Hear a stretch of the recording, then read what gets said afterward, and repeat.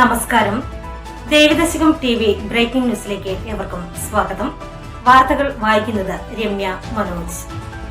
പ്രധാന വാർത്തകൾ. അയോഗ്യതാ വാദം തള്ളി സുപ്രധാന വിധി.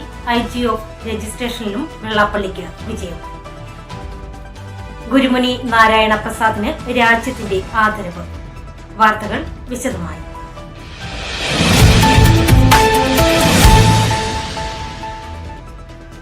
അയോഗ്യതാ വാദം തള്ളി സുപ്രധാന വിധി. IG ഓഫ് രജിസ്ട്രേഷനിലും വെള്ളാപ്പള്ളിക്ക് വിജയം. SNDP യോഗ ഭാരവാഹികളെ അയോഗ്യരാക്കണമെന്ന വാദത്തിൽ വന്ന വിധി. അവാസ്തവമായ കാര്യങ്ങൾ പ്രചരിപ്പിച്ച SNDP യോഗത്തെ തകർക്കാൻ ശ്രമിച്ച യോഗ വിദഗ്ധർക്ക് ചെവിടടിച്ചു കിട്ടിയ കനത്ത തിരിച്ചടിയായിരിക്കുകയാണ്. യോഗ ഭാരവാഹികളും ബോർഡ് അംഗങ്ങളും അയോഗ്യരല്ല എന്ന സുപ്രധാന വിധിയാണ് IG ഓഫ് രജിസ്ട്രേഷനിൽ നിന്നും ഉണ്ടായിരിക്കുന്നത്. SNDP യോഗത്തിന്റെ വാർഷിക കണക്കുകളും റിട്ടേണുകളും കൃത്യമായി ഫയൽ ചെയ്തിട്ടുണ്ട് എന്നും ഒരംഗം പോലും അയോഗ്യരല്ല എന്ന് കണ്ടെത്തുകയും ചെയ്തിരിക്കുന്നു.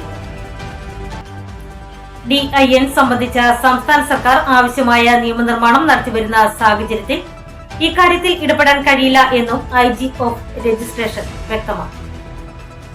മൈക്രോ ഫിനാൻസ് ഉൾപ്പെടെയുള്ള ആരോപണങ്ങളിൽ കഴിഞ്ഞ ദിവസം വെള്ളാപ്പള്ളി നടേശന് ക്ലീൻ ചിറ്റ് ലഭിച്ചിരുന്നു. SN ട്രസ്റ്റിനെയും SNDP യോഗത്തെയും തകർക്കുന്നതിനായി എതിരാളികൾ വ്യാജമായി ഉയർത്തിക്കൊണ്ടുവന്ന ജൂബിലി കേസിലും സുപ്രീം കോടതിയിൽ വെള്ളാപ്പള്ളി വിജയത്തിന്റെ വെന്നിക്കുടി പാറിച്ചിരുന്നു.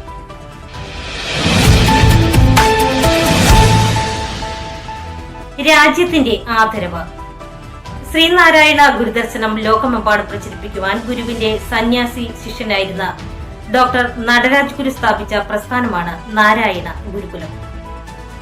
ഗുരു നിത്യചൈതന്യ യതിക്ക് ശേഷം ഗുരുകുലത്തിന്റെ അധ്യക്ഷൻ ഗുരു മുനി നാരായണ പ്രസാദിന് രാഷ്ട്രത്തിന്റെ അംഗീകാരമായ പത്മശ്രീ ലഭിച്ചിരിക്കുന്നു. ദേവദശകം TVയുടെ അഭിനന്ദനം. ബ്രേക്കിംഗ് ന്യൂസ് ഇവിടെ പൂർണ്ണമാകുന്നു. നന്ദി, നമസ്കാരം.